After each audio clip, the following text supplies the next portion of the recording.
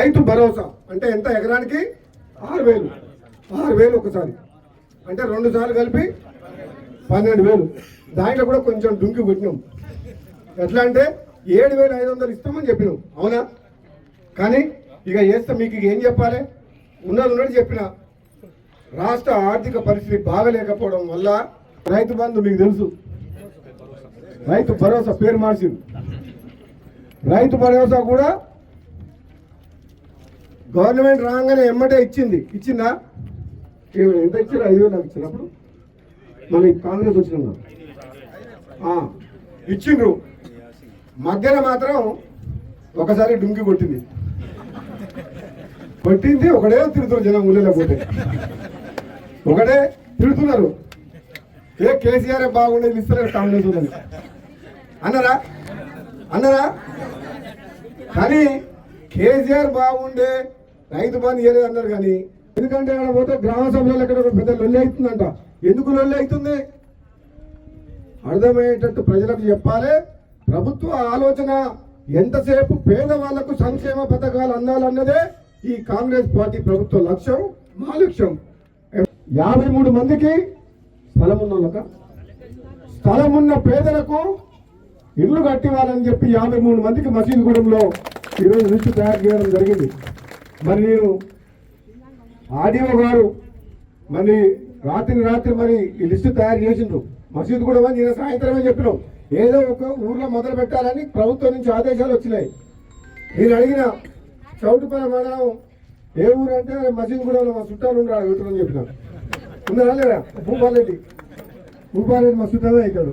చెప్తున్నా 53 మందికి వచ్చినాక రాని వాళ్ళు ఎవరైనా ఉంటే మీరు ఆగమానం కావద్దు, ఆందోళన చెందొద్దు, ఎవరితో పంచాయతీ పెట్టుకోవద్దు, ఎవరిని మాటలు అనొద్దు. మిగతా వాళ్లకు న్యాయంగా పేదరికంలో ఉన్న వాళ్లకు ఎవరైనా రానోళ్ళు ఉంటే ఇప్పించే బాధ్యత ఎమ్మెల్యేగా నాది. కూడా దానికి కొత్త రూల్ పెట్టింది, ఇది ఎక్కడికి వెళ్ళి వచ్చిందో తెలియదు నాకు ఆ రూలు. ఏమని ఉపాధి హామీ పథకంలో భాగంగా పోయిన సంవత్సరం అంటే ఏ ఇయర్ అంటే ఎప్పటి నుంచి ఎప్పుడు తీసుకున్నారు? ఫైనాన్షియల్ ఇయరా, అకాడమిక్ ఇయర్? 2023 ఏప్రిల్ 1వ తారీఖు నుంచి 2024 మార్చి 31వ తారీఖు లోపల ఆ 365 రోజుల్లో 20 రోజులు ఉపాధి హామీకి ఎవరైతే పోతారో వాళ్ళే అర్హులని పెట్టింది. మరి లెక్క ఏ లెక్కన పెట్టినా నాకు అర్థమైతలేదు.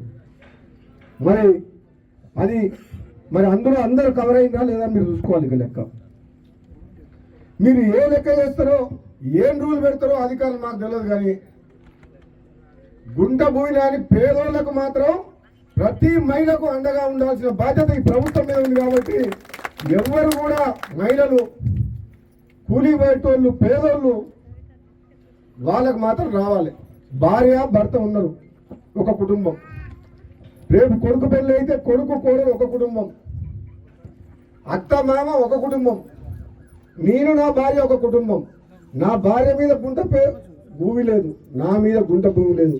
నీ న్యాయంగా అరువులు కావాలి.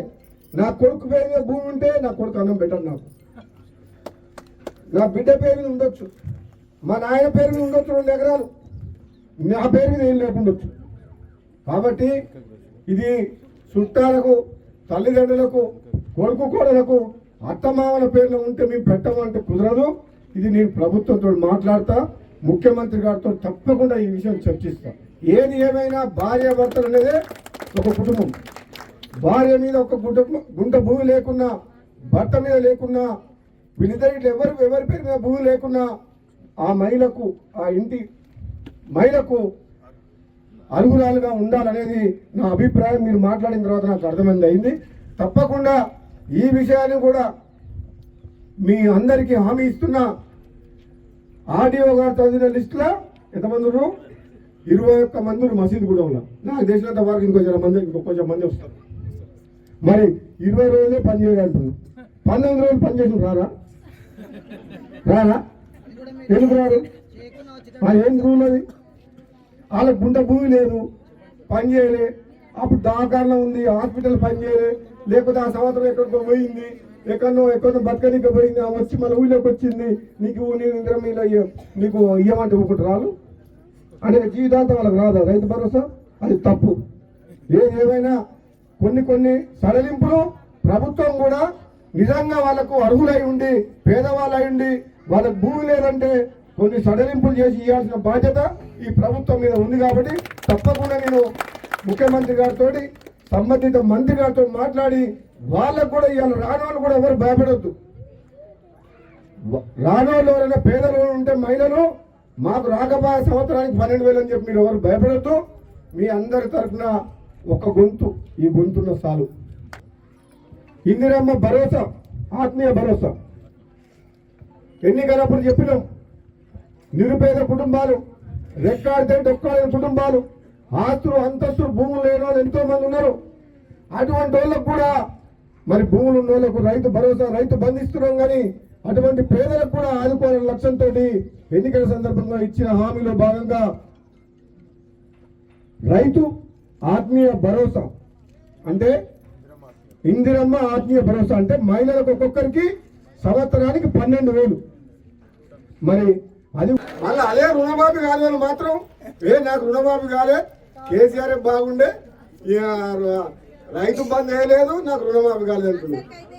వచ్చిన వాళ్ళు మాత్రం 2 లక్షలు లోపడేసుకున్నారు, చెవులు వేసుకున్నారు. కానీ ఒక్కరు కూడా కాంగ్రెస్ పార్టీ నాకు 2 లక్షలు ఇచ్చిరని అంటలేదు. 2 లక్షల రూపాయలు రుణమాఫీ వచ్చిన వాళ్ళు మాత్రం ఒక్కరైనా నాకు 2 లక్షలు వచ్చినాయని ఒక్కరు కూడా మెచ్చుకుంటలేదు.